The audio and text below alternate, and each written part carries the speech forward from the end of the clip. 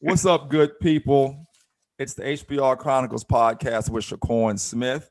What up? And if you look at Smith, if you're watching us on YouTube right now, he has his game face on because we're gonna have a brawl.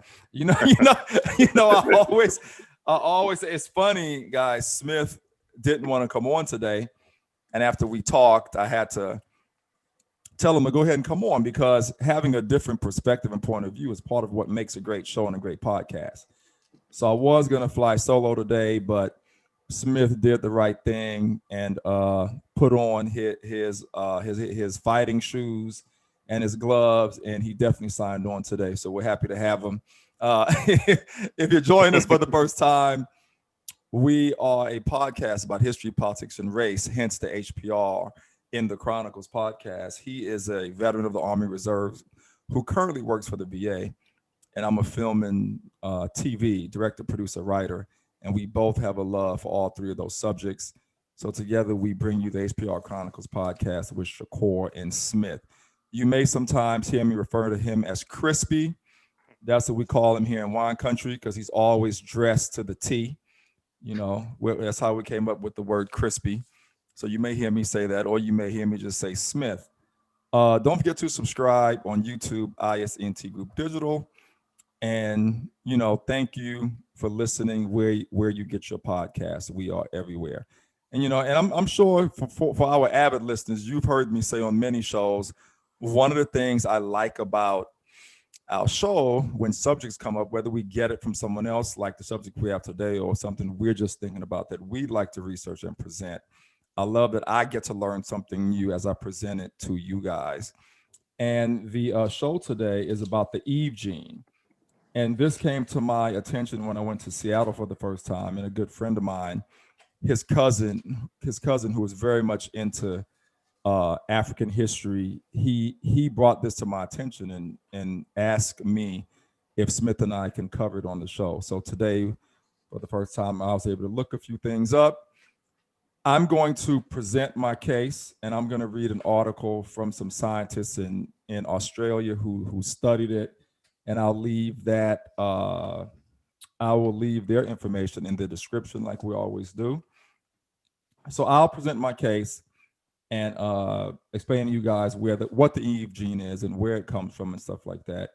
And Smith here on the other side of it, he believes the Eve gene, but he doesn't.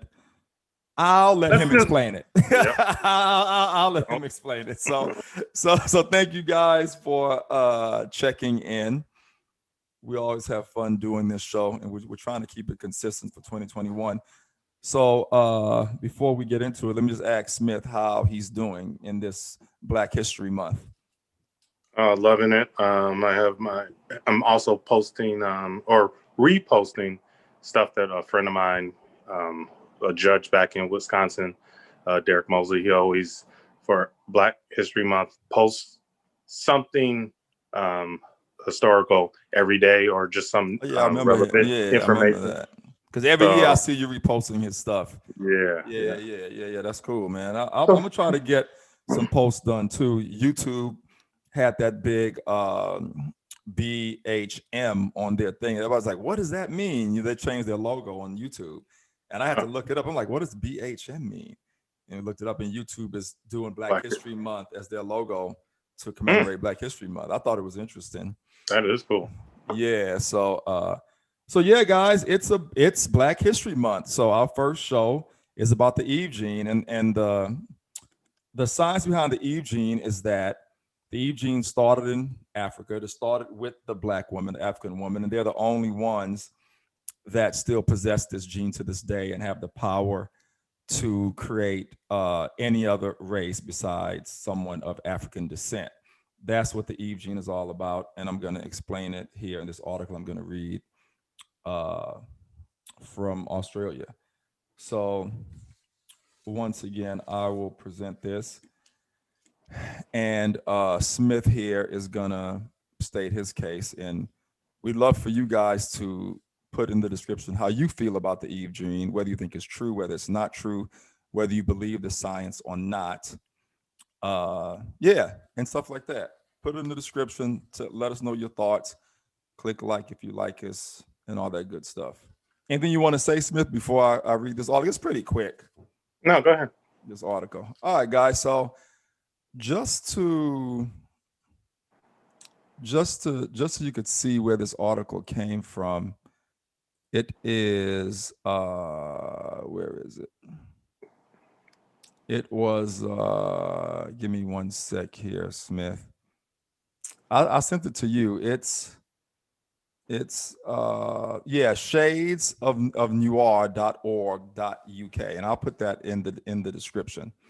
So I'm going to read you what they have to say about the Eve gene. Okay. Here we go. So there are genetic and fossil evidence that suggests that the earliest modern human species, otherwise known as Homo sapiens, evolved from Africa over 200,000 years ago. Presently, research spearheaded by author Vanessa Hayes, a geneticist at the Garvan Institute of Medical Research and the University of Sydney, Australia, has produced data that they believe is able to pinpoint exactly where in Africa these Homo sapiens originated. So if you look at that first part, and I'm stating my case clearly, so when Smith comes back with his counter, I can make sure you guys hear all, just have a clear understanding of where I'm coming from. So if you notice in the first statement, they already knew this gene existed. In their study, they just were able to pinpoint what area in Africa it actually came from. So I want to just say that first. This research was conducted through genetic tracing of the Eve gene, otherwise known as one of the oldest DNA lineages on Earth. Scientifically, they are a collection of genes called L0, which are passed down maternally through mitochondria, also known as the powerhouse of the cell.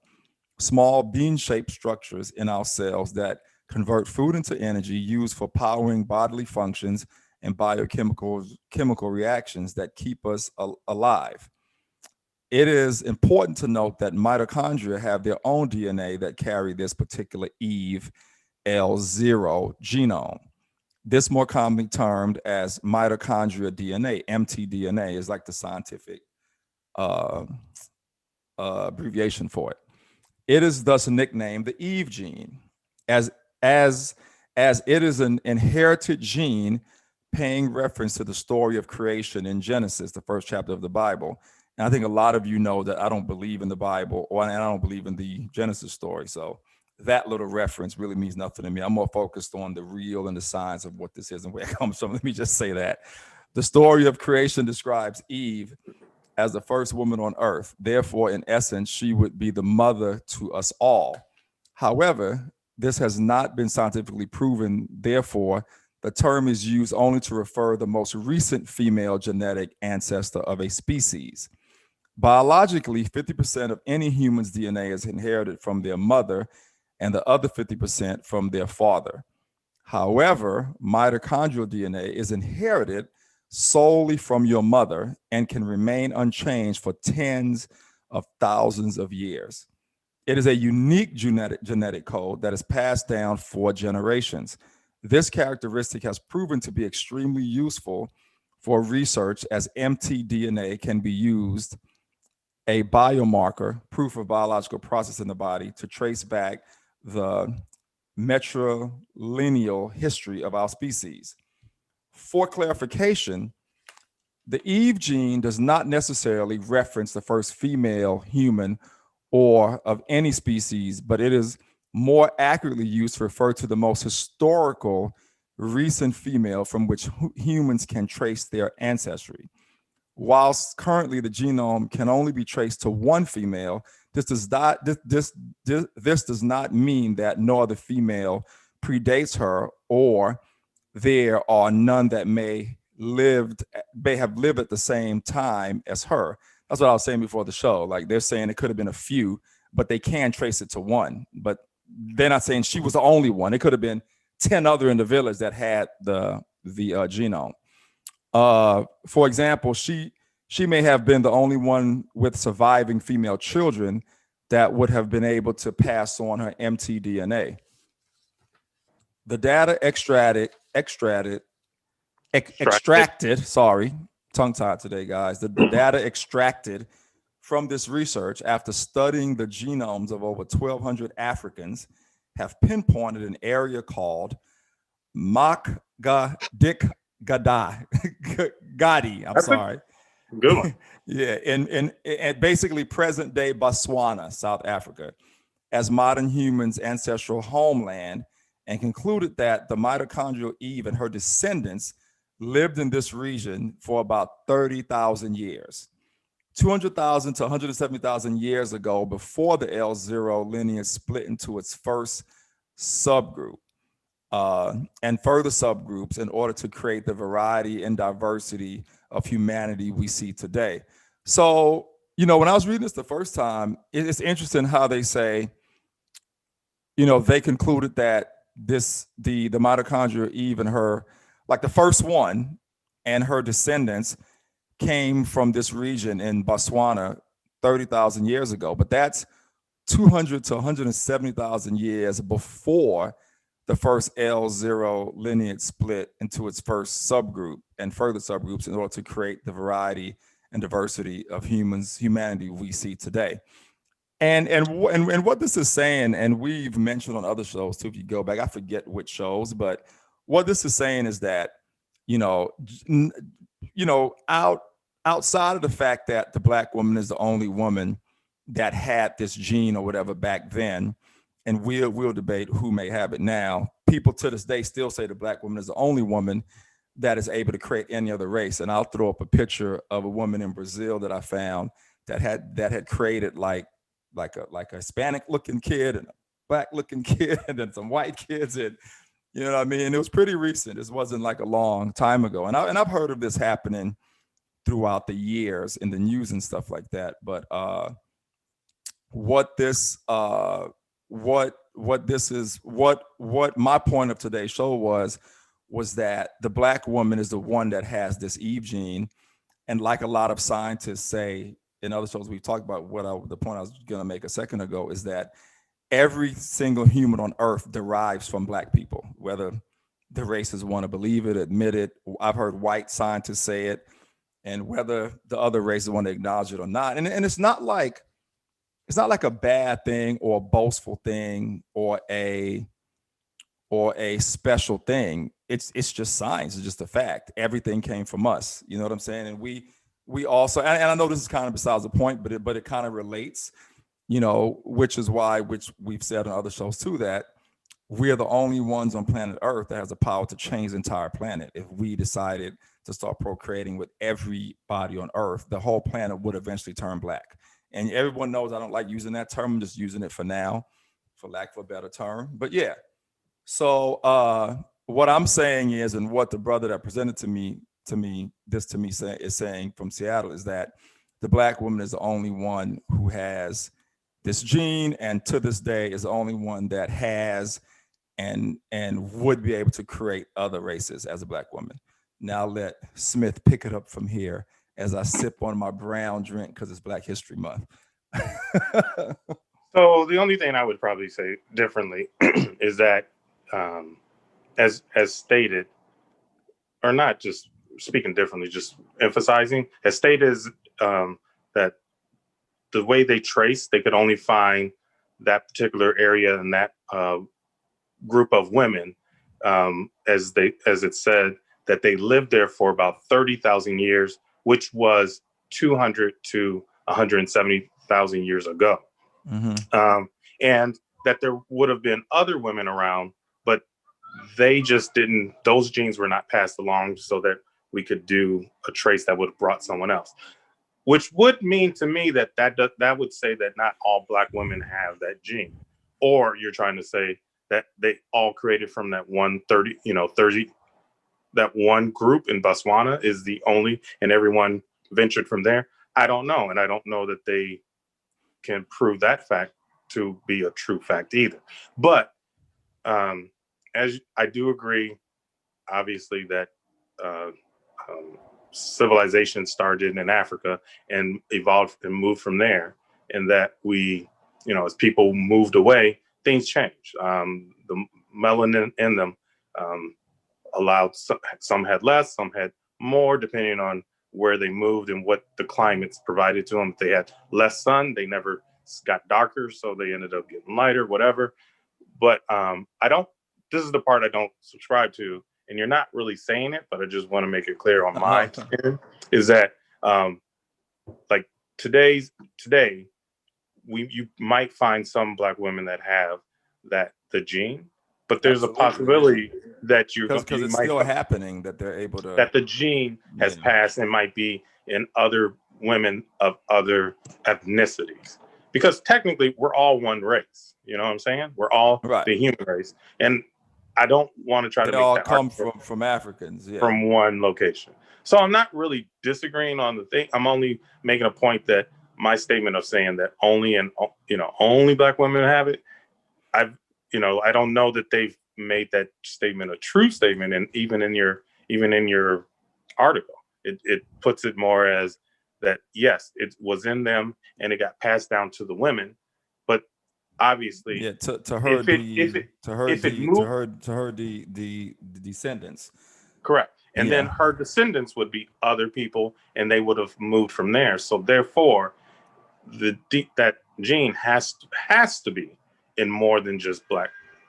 Well, kind of the point that I was trying to make too is that even if traces of it is, still to this day, the Black woman is the only one that's able to do it. It's never been done by any other race. And there's so many examples of Black women having kids of other colors, but you've never seen it the other way around. And I think that's the point Brandon was trying to make in Seattle as well. Like, the Black woman is the only one that still has that power to create anything outside of herself, and no other woman on the planet Earth has. And it's so funny, and it's so funny. I used to always hear this term, the Black woman is the mother of the universe. And now I see where it comes from. You know what I mean? I'm sure it goes back to this whole Eve gene thing, this mitochondrial gene, And as you stated, what's a true statement is if races interrelated, or if Blacks had sex with everyone else of a different race, eventually this whole world would be brown. Yeah, they would all turn. They would all turn. However, because we have the dominant genes. Yeah, correct. But there are times, and I'm sure like even if you are as dark as you and I, and maybe even darker, we've still seen someone who's had a baby with someone else, a white woman or a woman who's lighter, and the baby comes out light too. Mm-hmm. So the genes of it all. But you want to know what's interesting, and I mean, and your son is a perfect example of it. Even though he looks really light, you could still tell that he's an African man by his features. You know what I'm trying to say? Yeah, features are because Europeans, they have features unlike us. It's you know what I mean. So even when you get even my daughter, same thing. You could still tell that she's an African woman, or she derives from that, even though Layla is really light. You know what I'm trying to say? She still has. And I was going to use Layla as an example too, but she doesn't have European features. Correct. No, I agree with that. And that, but it's not always. Well, I want to say that's not always a true thing, because I have seen some whose features are not, but it's rare. It's rare that someone does not somehow pass on the African American, or African features. Just let's put it like that. Right. So, I'm pretty much done with what I had to say. So no, nothing. Oh, that was it? I thought you had more. I just, like I said, I can't subscribe to the idea that only Black women are carrying that gene nowadays. But again, that's not just the point. The point is they're the only ones to this day that have the power to create every race on the planet. That's the point of the show. Not that not the fact that they're the only ones that just have the Eve gene. Maybe we can say that they have the most. Go ahead. I'll just say they're actually. I mean, all women are creating. Okay, the race is the human race is just. I mean, because even race is not even the color.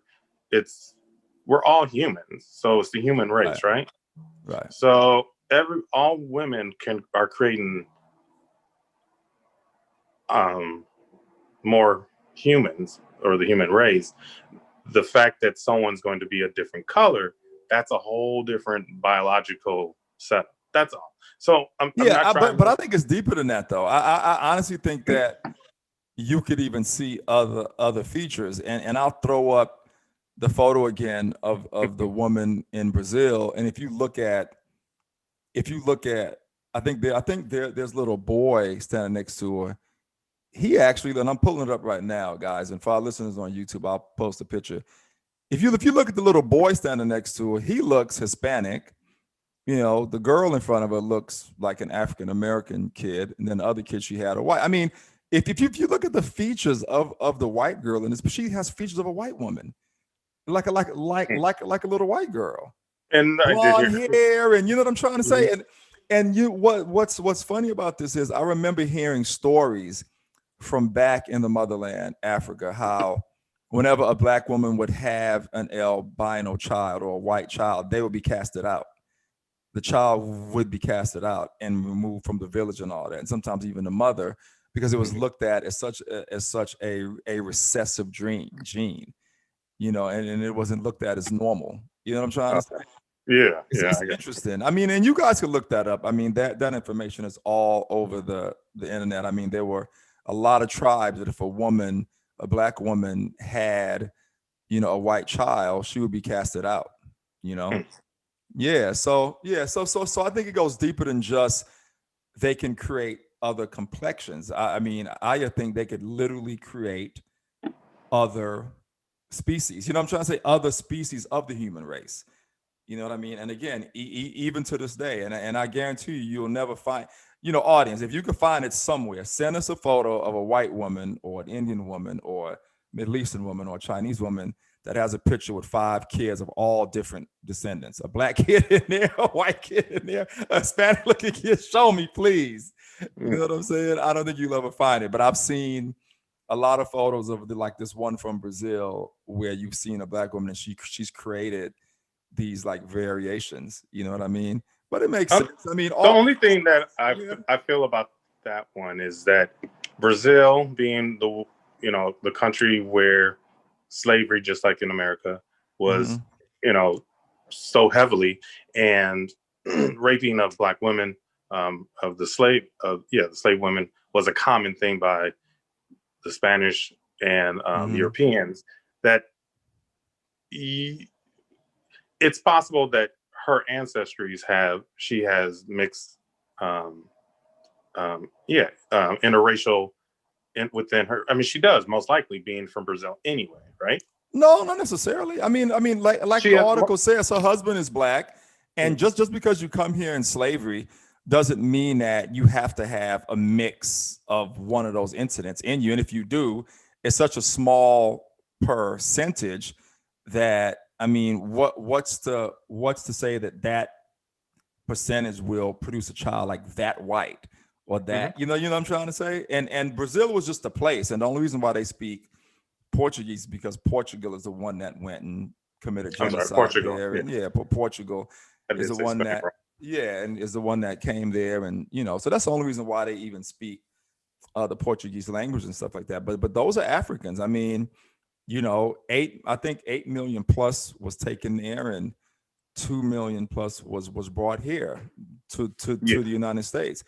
I mean, we just speak a different language because of who went and colonized those regions. But they're blacks just like you and I. You understand what I'm saying?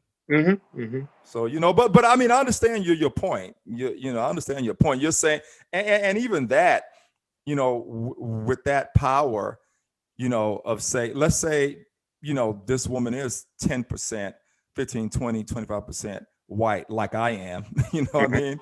Let's say she was able, because of that, to produce these different these 3 white kids you see in this photo. I mean, when have you seen it the other way around? You know what I mean? No, I agree. Yeah, with that. We still have such dominant, strong genes that we can create outside of ourselves, but it's hard for them to do it the other way around. So the only thing that, and this is more of a personal statement, that I find kind of interesting is, looking at my son, he is really light. And find it, I know that my grandmother's light, her father, even her mother was was fair and great. Yeah. So there's a lot of intermix within my family, which kind of makes me think why my son ended up coming out so light, because even though, Kim's is the woman, so her genes would be more dominant. Usually, obviously my genes are dominant too, because he has the black black features. African features, but his complexion, he's got blue, gray eyes, and blondish, reddish, curly hair. I mean, he's still got curly hair, but I guess my point is, as you say, they. If it would have been interesting, if it was different, if I was the woman, and how would that have changed? How would Javon have come out differently with my background? So if I have which I'm only a child, but if I had a sister, it'd be interesting to see if she were to date and marry, a white person or Hispanic or Asian, how the babies would come out. Right. I got anyway, just speculation. And I'm just saying, like, it's just interesting how, because again, you looked up your ancestry, you have that 10 or 15%, and Layla came out pretty light. And, you and your mother are pretty dark. So it's kind of interesting how that happened on that side. Right. And the funny thing about it, sense.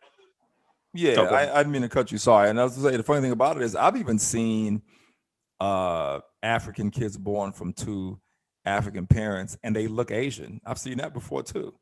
With their eyes and everything. And you like, are you Asian? Like, no, I'm just black. But I know people say I have Asian eyes.